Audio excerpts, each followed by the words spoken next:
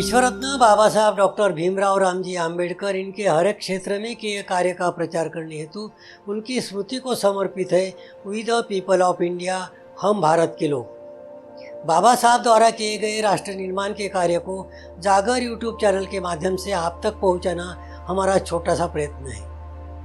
आधुनिक भारत की नींव रखकर भारतीय संविधान का निर्माण करके देश के हर एक नागरिक के जीवन में अद्वितीय बदलाव लाने वाले महान शख्सियत आधुनिक भारत के युग प्रवर्तक परम पूज्य बोधिसत्व बाबा साहब डॉक्टर भीमराव रामजी आम्बेडकर जी के चरणों में कोटि कोटि नमन। आइए देखते हैं डॉक्टर बाबा साहब आम्बेडकर जी इनकी जल नीति तथा ऊर्जा संबंधी देश निर्माण हेतु किए गए महत्वपूर्ण कार्य। हमें बाबा साहब की विचारधारा पूर्णता और सही मायने में समझने की नितांत आवश्यकता है। राष्ट्र कौन सी दिशा में जाना चाहे उसका सटीक आरेखन ही उनके विचारों में स्पष्ट दिखाई देता है। बाबा साहब क्षेत्रीय विकास तथा बहुउद्देशीय विकास परियोजना के माध्यम से पूरे देश में जल संसाधन नीति लागू करना चाहती थी। इसलिए प्रांतीय सरकार के अधीनस्थ रहने वाला यह विषय उन्होंने केंद्र सरकार के अधीन लाया। एक नए साधन के रूप में जल का उपयोग करके बाढ़ तथा ऊर्जा की संकट से छुटकारा नदियों की बदलती दिशाएं और छोटे बांध से मिल सकता है, यह बाबा साहब का मानना था। बाढ़ से बचाव तथा सूखे की समस्या खत्म करने के लिए अंतर्राज्य नदियों को जोड़ना तथा नदी घाटियों का विकास करना अनिवार्य है। इससे कृषि, यातायात, ऊर्जा, औद्योगिकीकरण, बिजली, साफ पानी और रोजगार का साधन मिलेगा। यह दूरदृष्टि बाबा साहब की थी। जल एक प्रमुख प्राकृतिक संसाधन है। जल संसाधन का संबंध संपूर्ण मानव जीवन, मानव सभ्यता एवं संस्कृति से निकट तथा बहुत गहरा रहा है।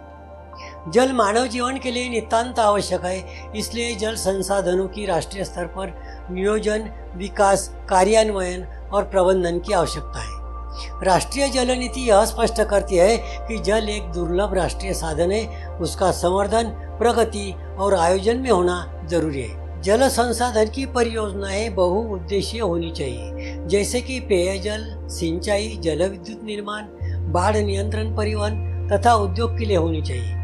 भारत में पहली बार जल विकास और बिजली विकास के लिए अलग अलग खाते बनाए गए। इन विभागों को सही दिशा देने का काम बाबा साहब ने किया। नदियों में बाढ़ से पीड़ित लोग पानी को बड़ी समस्या मानते थे। नदियों में बाढ़ आने से जान माल का नुकसान और कृषि फसलों को आर्थिक नुकसान होता था। दामोदर नदी को कभी बिहार का संकट कहा जाता था। यह नदी बिहार से होकर बहती हुई पश्चिम बंगाल की हुबली नदी में मिल जाती है। बिहार में इस नदी का क्षेत्रफल 22,000 वर्ग मीटर है और इसकी गति भी तेज है। 17 जुलाई 1943 को दामोदर नदी में बाढ़ आ गई और 70 गांव और 11,000 घर बह गए, जिससे नदी के पानी को बड़ा संकट माना गया। बाबा साहब ने इस दृष्टिकोण को बदल दिया। उन्होंने सबसे पहले सिंचाई मंत्री के रूप में एक बहुउद्देशीय नीति तैयार की।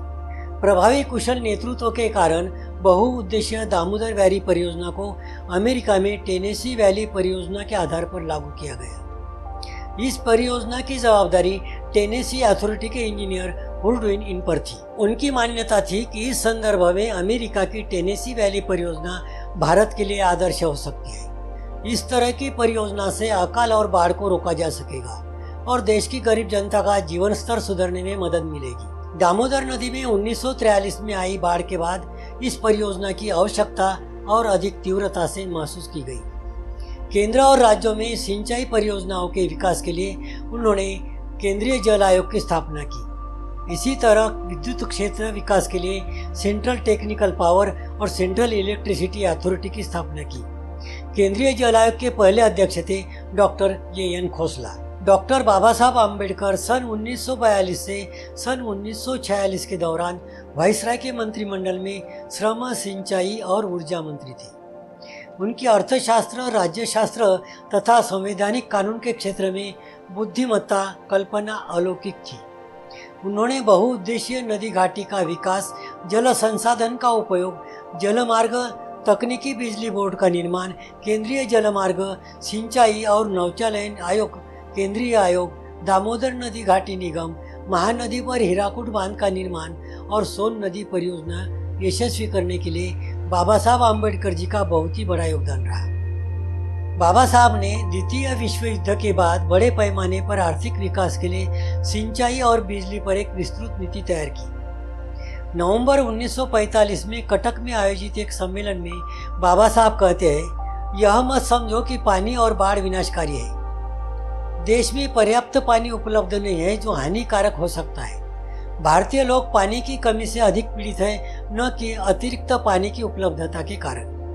पानी एक राष्ट्रीय संसाधन है और मानसून के दौरान गिरने वाली पानी की मात्रा असंतुलित और अविश्वसनीय होती है। इसलिए हमें बाढ़ के अतिरिक्त पानी की शिकायत करने के बजाय यह देखना चाहिए कि बांधों का निर्माण करके इस बाढ़ के पानी का उपयोग मानव विकास के लिए कैसे किया जा सकता है।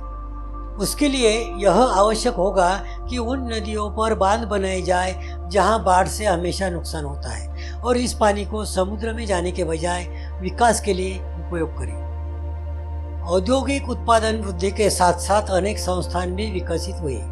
विकास की उपलब्धि के फलस्वरूप हमारे देश ने विश्व के अग्रगण्य औद्योगिक देशों में स्थान प्राप्त कर लिया।